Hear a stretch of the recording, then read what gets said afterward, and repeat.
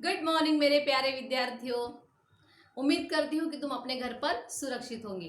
मैं ईश्वर से यही प्रार्थना करती हूँ कि अभी तक ईश्वर ने तुम्हारा बहुत अच्छी तरह से ख्याल रखा है और आगे भी तुम्हें, तुम्हारे परिवार को और तुम्हें वो बहुत सुरक्षित और अच्छी तरह से रखने वाली है। ओके, चलो हमने कबीर ये पूरा पठन पढ़ना शुरू किया है। कबीर के बहुत अच्छे गुण हैं। कबीर जो है वो अद्वितीय ऐसी व्यक्तिमत्व है और ये व्यक्तित्व ऐसा है कि उसका अनुकरण नहीं किया जा सकता है। हमें लेखक बता रहे हैं कि उनके जैसा कोई व्यक्ति दूसरा हो ही नहीं सकता है, लेकिन उसे टक्कर देने वाला एक व्यक्ति है, वो है संत तुलसीदास। ओके, और उन्होंने फिर देखो समाज में जो गरीब व्यक्ति है या ऐसे व्यक्ति है जो दीन है, याचना करते हैं, कबीर ने उसका विरोध किया है। उसके मन में उसके प्रति वो कठोर भावना व्यक्त की है। वो कहते हैं कि नहीं, तुम्हें इससे ऊपर उठना है। ओके, चलो यहाँ तक हमें हो गया है। और कबीर हमसे कहते हैं कि क्या है, हर एक व्यक्ति जो तुम्हें मिलती है उसमें तुम्हें भगवान के रूप को देखना है, यानी कि भगवान है ऐसा तुम्हें मानना है। चलो हमारे कबीर हमसे क्या कहते हैं, हम आगे देखते हैं। पेज नंबर 8 देखो, लास्ट पैराग्राफ में है, देखो सेकेंड लास्ट पैराग्राफ में, अकड़ता कबीरदास का सर्वप्रथम गुण नहीं है। अकड़ना यानी कि स्वाभिमान। जब वे अवधूत या योगी को संबोधन करते हैं तभी उनकी अकड़ता पूरे चढ़ाव पर होती है। अवधूत का मतलब क्या है, सन्यासी। और बिकट का मतलब भयंकर। वे योग के बिकट रूपों का अवतरण करते हैं। अवतरण करना, उतारना। गगन और पवन की पहेली बुझाते रहते हैं। शून्य और सहज का रहस्य पूछते रहते हैं। द्वैत और अद्वैत के सत्व की चर्चा करते रहते हैं। देखो वो क्या कहते हैं, कवि के लेखक कहते हैं कि अकड़ना कबीर का सर्वप्रथम गुण नहीं है। अभी अकड़ना यानी कि स्वाभिमान करना, उससे अपने आप पर विश्वास है, स्वाभिमानी है, अभिमानी है वो, लेकिन वो उसका गुण नहीं है। वैसा देखा जाओ तो गुस्सा करना भी हमारा गुण नहीं है। हमें अच्छा नहीं लगता है गुस्सा करना, लेकिन तुम लोग क्या करते हो, जब विद्यार्थी अपने गृह कार्यों को समय पर नहीं करता है तभी क्या करना पड़ता है, टीचर को गुस्सा करना पड़ता है। तो गुस्सा हमारा गुण है, सर्वप्रथम गुण है। हम हमेशा गुस्से में दिखाई देते तुम्हें नहीं ना। गुस्सा कब करते हैं, जब तुम पढ़ाई नहीं करते हो। तुम्हारी माँ तुम्हें रोज चिल्लाती है रोज नहीं, कभी चिल्लाएगी जब तुम मम्मी के बातों को नहीं मानोगे या ऐसे अनुचित कार्य करोगे जिससे मम्मी को बहुत तकलीफ होगी, दुख होगा, तभी वो चिल्लाती है। यानी कि चिल्लाना उसका स्वभाव नहीं है, लेकिन तुम्हारी कृति को देखकर वो क्या करती है, चिल्लाती है। ओके, वैसे क्या है, अवधूत और योगी लोग हैं जो ढोंगी है, जो क्या आज तुम्हें पता है कि समाज में बहुत सारे ऐसे ढोंगी साधु सन्यासी होते हैं, वो दूसरों को लालच देकर फंसा देते हैं, कुछ भी बोल देते हैं। और इससे कबीर के मन में बहुत द्वेष था और फिर कबीर उसे क्या करते, डांटते, फटकारते, तब वो गुस्सा हो जाते थे। ओके, वे योगी के बिकट रूपों का अवतरण करते हैं, यानी कि बिकट, कठिन। योगी बनना जो है वो बहुत कठिन बात है, भोगी बनना आसान बात है। मैंने तुम्हें सिखाया है अपनी चांदनी रात इस कविता में, योगी और भोगी में क्या अंतर है। जो समाज में रहकर सब समाज के जो भी कुछ यहाँ की चीज़ें हैं उसका उपभोग करता है वो भोगी है, और योगी कौन होता है, उस संसार के जो प्रेम मोह माया जो है उसे त्याग देता है, छोड़ देता है, वो होता है योगी। ये आसान बात नहीं है, बहुत कठिन बात है, लेकिन उन्होंने उसका स्वीकार किया है। गगन और पवन की पहेली बुझाते रहते हैं। गगन क्या है, पवन। हम हवा को नहीं देख सकते लेकिन उसको महसूस कर सकते हैं। आकाश कहाँ से कहाँ होता है या उसकी लंबाई क्या है, ऊंचाई क्या है, कहाँ से फैला हुआ है, अजीब सी बात है ना। ये आकाश क्या है, पहली है हमारे सामने। शून्य और सहज का रहस्य पूछते रहते हैं। शून्य और सहज, कुछ बातें जो है वो सहजता से हमारे यहाँ हो जाती है। ओके, ये क्या है। और फिर द्वैत और अद्वैत की सत्व की चर्चा करते रहते हैं। द्वैत का मतलब भगवान, अद्वैत का मतलब राक्षस या शैतान। अब ये द्वैत और अद्वैत क्या है, भगवान कहाँ पर है, हर एक के इंसान में भगवान का रूप है, तो फिर ये अद्वैत कहाँ से, शैतान कहाँ से होता है। हम में ही भगवान का रूप है और हम में ही शैतान का रूप है। जब हम अच्छा कार्य करते हैं तो भगवान का रूप हमारे सामने दिखाई देता है, जब हम बुरे कार्य करते हैं तो क्या हो जाता है, हमारे सामने बुराइयां या हम शैतान बन जाते हैं। तो अच्छा आदमी और बुरा आदमी हम खुद हैं, हम में ही ईश्वर है और हम में ही शैतान है। अभी उन्होंने क्या कहा है देखो, जो कठोर परिश्रम करते हैं लेकिन वो कुछ करते नहीं है समाज के लिए, उसके बारे में उन्होंने डांट फटकारते हुए कैसे कहा है देखो, अवधु अक्षरु सो न्यारा। न्यारा का मतलब क्या है, अलग। अक्षर, अक्षरु, अक्षर का मतलब अक्षर, अक्षरु का मतलब क्या है, अक्षर। अवधु, अवधु कौन है, एक काले रंग का कपड़े पहनने वाला एक तपस्वी होता है, साधु, उसे कहते हैं।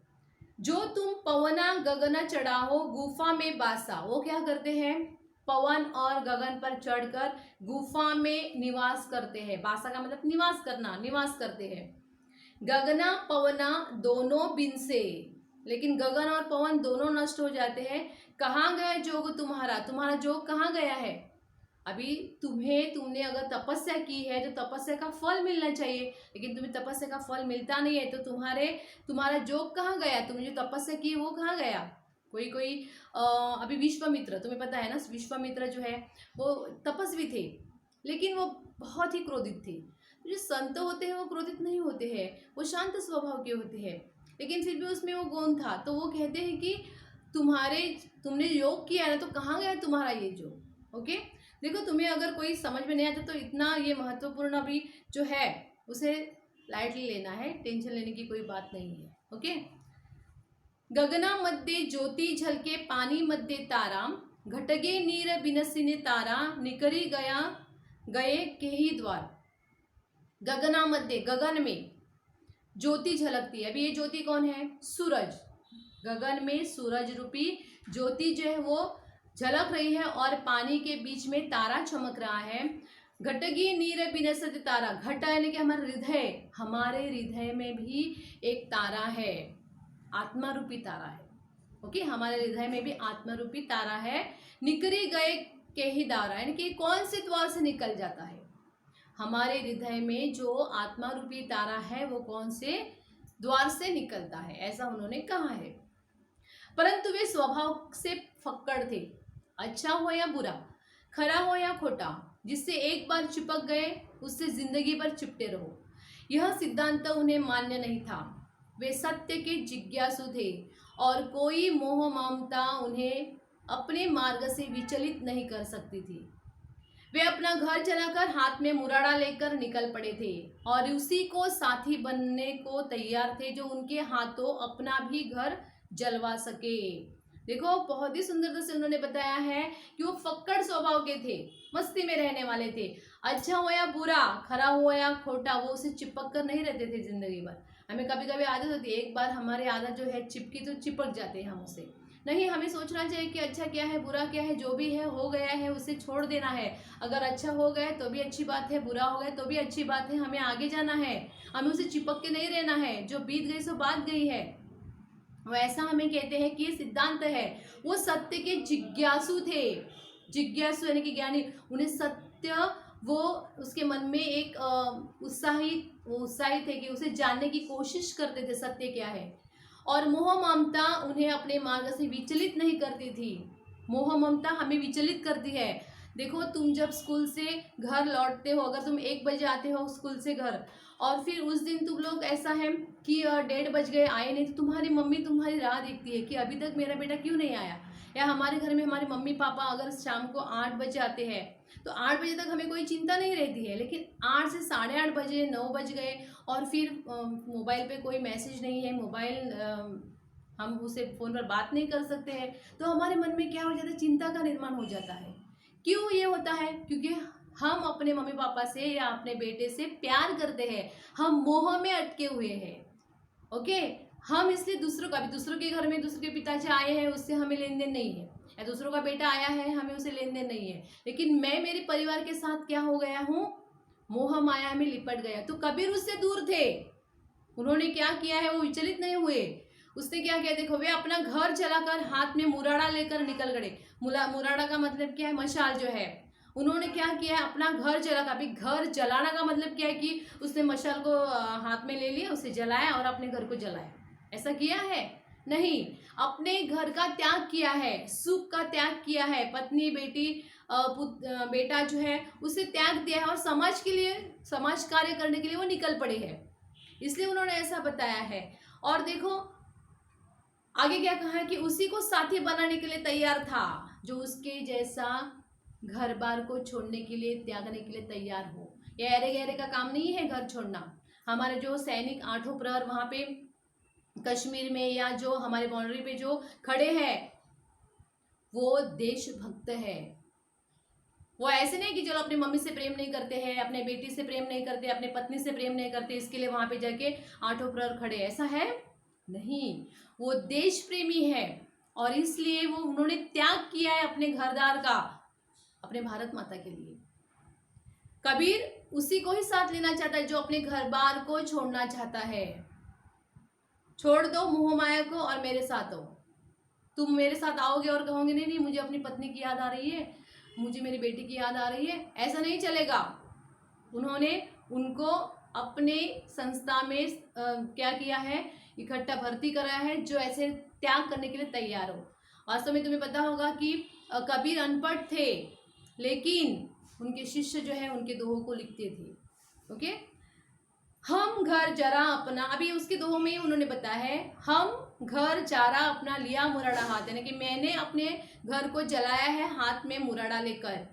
अब घर जासू जारो तासू का जो चले हमारे साथ। अब तुम जो ऐसे हो, जो तुम दूसरों का घर जला सकते हो, यानी कि मोह माया को छोड़ सकते हो, वही मेरे साथ आ सकता है।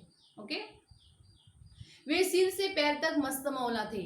मस्त जो पुराने कृत्यों का हिसाब नहीं रखता, वर्तमान कर्मों को सर्वस्व नहीं समझता और भविष्य में सब कुछ छाट फटकार निकाल जाता था।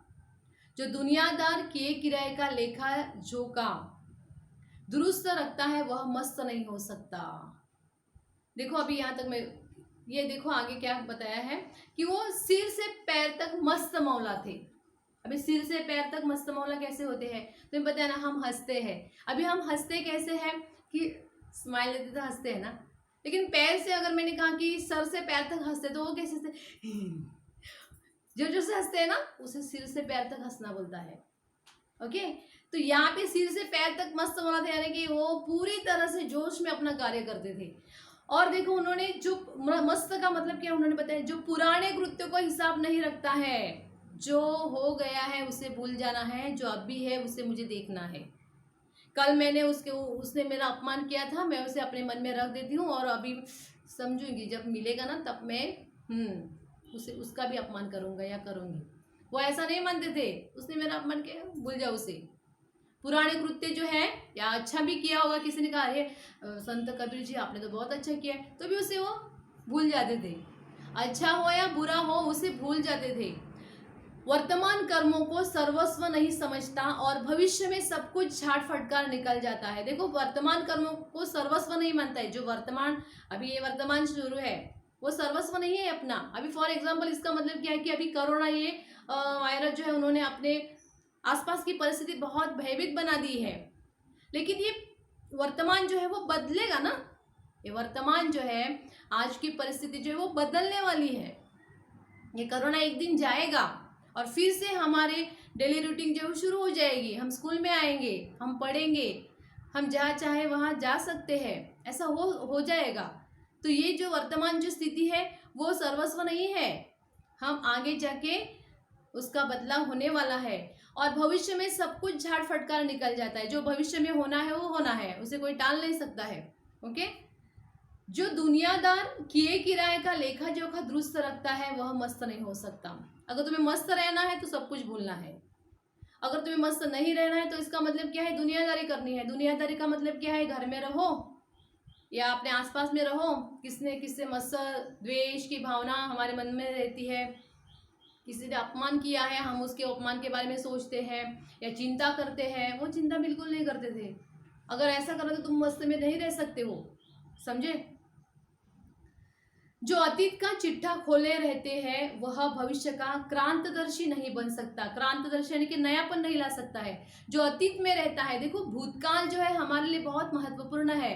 भूतकाल के कंधों पर पैर रखकर हम भविष्य की ओर जा सकते हैं, लेकिन इसका मतलब ऐसा नहीं है कि भूतकाल में हमारा जीवन में कल मेरे साथ ऐसा हो गया था, कल ऐसा, अरे बाबा कल की बात छोड़, आज क्या हो रहा है वो देख।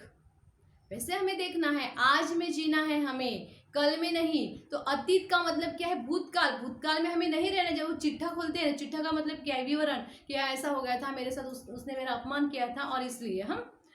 चलो मैं आगे बढ़ती हूँ। जो मतवाला है दुनिया, वह दुनिया के माप जोक से अपनी सफलता का हिसाब नहीं करता। कबीर जैसे फक्कड़ को दुनिया की होशियारी से क्या वास्ता? क्या वास्ता? वास्ता क्या है? वास्ता का मतलब क्या? संबंध। दुनियादारी होशियार है, मुझे कोई उससे वास्ता नहीं है कि मैं अपने आप में जीने वाला हूँ, मैं होशियार हूँ, मैं बुद्धिमान हूँ, मुझे अच्छे से ज्ञान है, मुझे विवेक बुद्धि है, दुनिया से मुझे क्या लेन देन है, ऐसा वो कहते हैं।